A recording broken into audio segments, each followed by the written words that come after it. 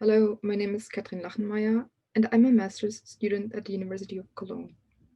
I offer you a presentation with the title Defying the Colonial Story of Indigenous Deficiency in Louise Erdrich's Future Home of the Living God. When Louise Erdrich, herself a member of the Turtle Mountain Band of Ojibwe, wrote her Indigenous futurist novel Future Home of the Living God in 2017, she wanted the novel to be published urgently. As she says herself, it addresses pressing topics such as Indigenous land issues and women's right to bodily self-determination. It centers around a complexification of life in the former United States caused by a disturbance of temporality as we know it. The most visible manifestation is that evolution seems to be derailed.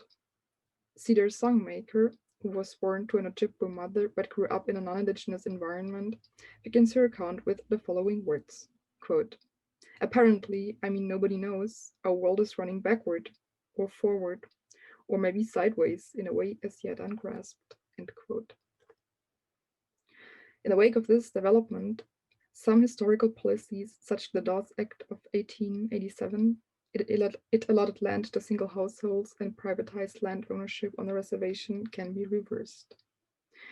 With large portions of the land gained back, the Ojibwe seem to succeed in their decolonial endeavors and can achieve the onset of sovereignty. In this presentation, I will focus on the implications this change in temporality entails. My argument is based on Mark Rifkin's conceptualization of settler colonialism as the reordering of spatio-temporal formations in colonial places. The timescape of the dominant colonizing society becomes the normative force in reshaping indigenous communities and their land base. I will argue that decolonization in Erdrich's novel Future Home of the Living God is made possible through the disturbance of the notion of a linear and normative settler temporality. This development offers room for spatiotemporal reformations based on an Ojibwe frame of reference. Furthermore, I would like to examine in how far the idea of a paradigm shift from stasis to temporal movement is a suitable concept for my reading of the novel.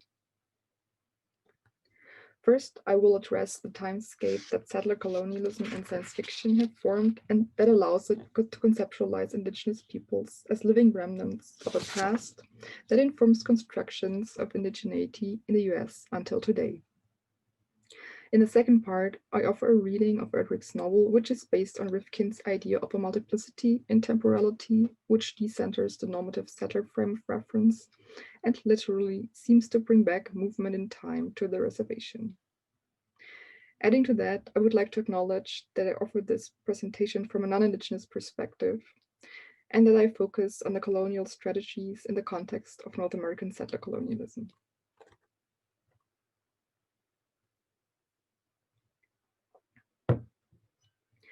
In the United States, the conceptualization and intertwinement of time and space are specific.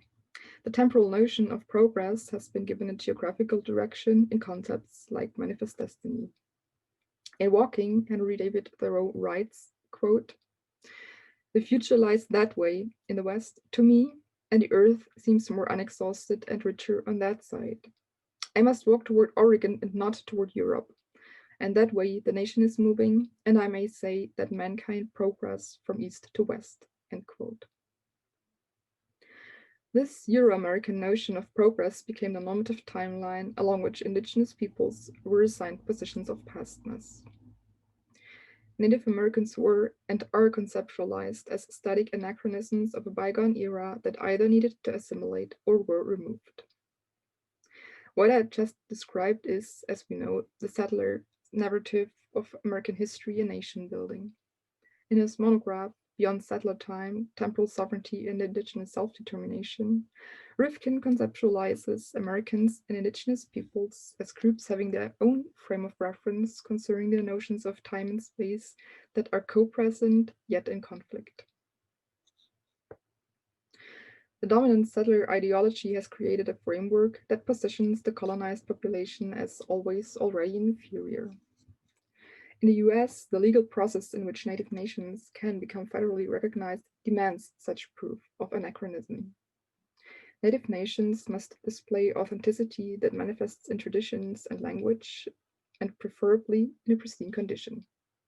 However, most of these cultural practices have been either altered or been destroyed by the very government that now demands such evidence. This leads to a conundrum in which indigeneity is always already constructed as subtractive. Either indigenous peoples are forced to display such a simulacrum of pastness, as Rifkin terms it, or they are seen as modern and therefore lack the demanded authenticity. Gerald Wisner describes the phenomenon from his standpoint located in an Ojibwe frame of reference. From the beginning of European colonization, Indians, in lowercase and italics, were romanticized as pre-modern. What settler Americans encountered, however, were simulations. In his words, quote, "Manifestly, the Indian is an Occidental misnomer, an overseas enactment that has no reference to real cultures or communities," end quote. Conceptions based on ostensible authenticity ignore the complexity of indigeneity and their status as vivid and therefore changing cultures that additionally have been affected by profound changes due to ongoing colonialism. In Future Home of the Living God, the protagonist, Cedar, has been raised by non-Indigenous parents and gets to know her Ojibwe birth mother when she is already in her 20s and after having come into contact with various stereotypes about Indigenous peoples. These stereotypes have shaped her expectation of her Ojibwe family who lives on the reservation. When looking for authenticity that she confounds with tradition, she is disappointed to learn that her Ojibwe family is neither specifically poor, nor following a traditional profession or possesses special healing powers. Instead, they own an ordinary gas station, as it can be found throughout the rest of the country.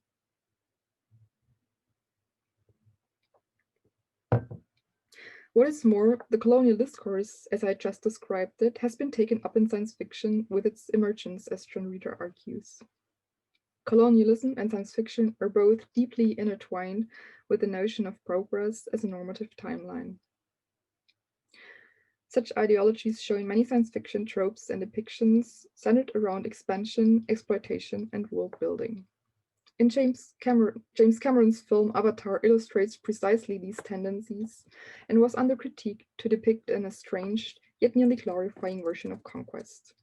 However, I assume that because of the overwhelming, almost sublime technological presentation, the colonial narrative has been overlooked by many spectators. Therefore, science fiction with the device of cognitive estrangement and the ability to reverse the roles of colonizer and colonized does not always display the critical potential that it is often credited with. Concerning indigenous peoples, such a social Darwinist settler discourse and depictions materialize in what Daniel Heath Justice calls the story of innate indigenous deficiency. This narrative has been internalized by many indigenous people. It locates the shortcomings and ostensible inability to assimilate to modernity in the indigenous peoples themselves, instead of acknowledging it as the result of centuries of deliberate settler violence. Coming back to science fiction, Reeder cautions us that it is not a product of chance, but consciously created art, and points out that the genre explicitly demonstrates the spatiotemporal strategies that underlie colonialism. Quote, "The way colonialism made space into time gave the globe a geography not just of climates and cultures, but of stages of human development that could confront and evaluate one another," end quote. Rifkin offers a concept that explains spatiotemporal formations in the United States as the coexistence of a multiplicity in temporalities. His account is based on the theory of relativity in physics, which states that there is no absolute and neutral time as a background against which temporal events can be objectively positioned.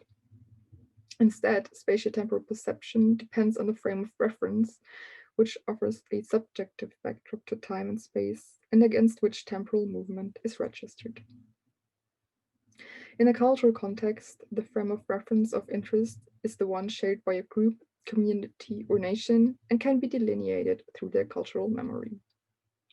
What unites these social formations, and which I just described as cultural memory, is described by Rifkin as duration in Henri Bergson's sense. Duration, as opposed to time, is seen as undifferentiated and thus not ideologically spatialized time that can account for the accumulation of experiences that inform the now of a person or community.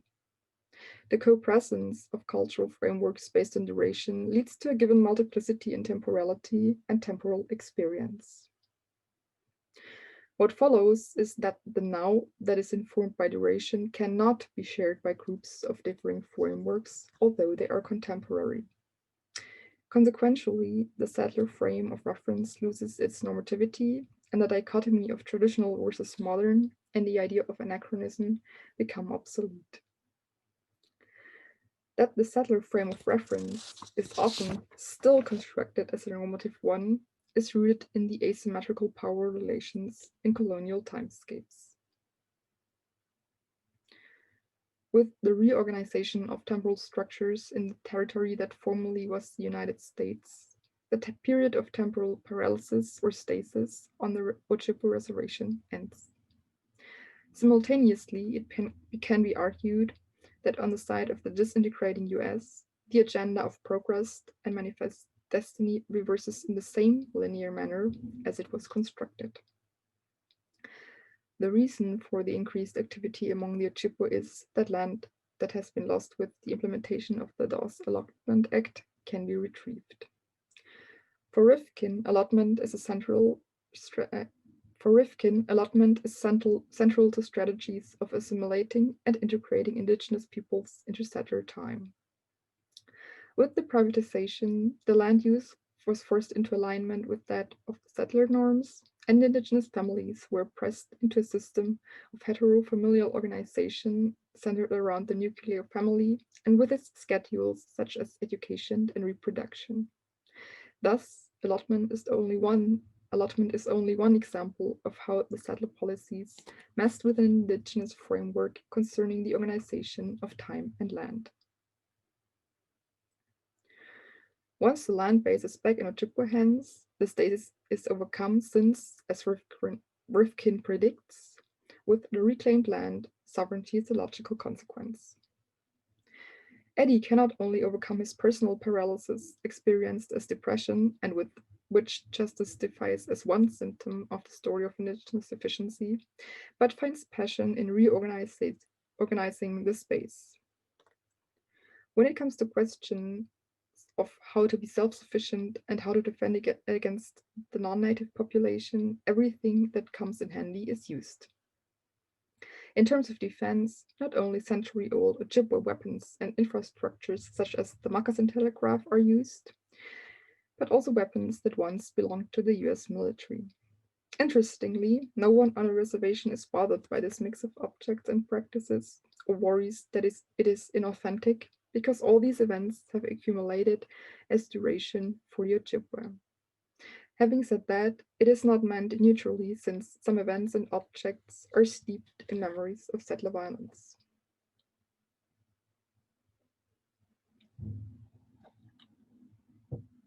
Another topic central in the novel is the incarceration of pregnant women.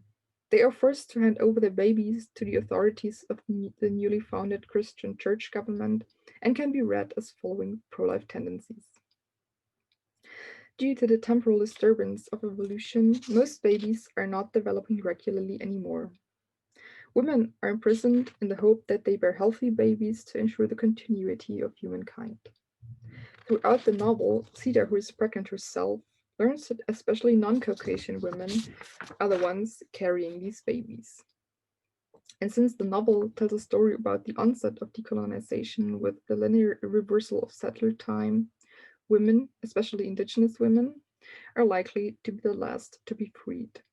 Their bodies were the first to be violated, with the conquistadors stepping ashore as the documentation of rape dating back to 1493 shows.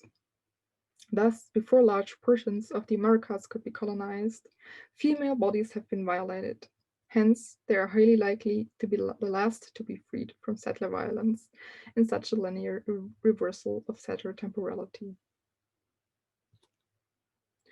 In general, spatiotemporal development in the novel can be described as a reorganization of power relations concerning the frames of reference. In that the settler framework, based on a static construction of indigeneity, loses its normativity, settlers also lose control over the occupied land. For the Ojibwe, however, the regained land initiates movement in time on the reservation. In Grace Dillon's terminology, and since biblical topics are also central to the novel, this might best be described as the end of the native apocalypse, which began in 1492, and a shift to the biblical one that concerns primarily the settler population. In that way, Indigenous futurism helps to shift not only the focus on Indigenous peoples, but also centers their frame of spatiotemporal reference. Justice stresses that Indigenous speculative fiction plays an essential role in defying a story of Indigenous deficiency. He writes, quote, "We can't possibly live otherwise until we first imagine otherwise. Imagining beyond the wounding now into a better tomorrow, working, writing, and dreaming a future into being." End quote. To conclude, I would like to keep it with a scientist quoted in the novel who comments on emerging findings of whether evolution is reversing.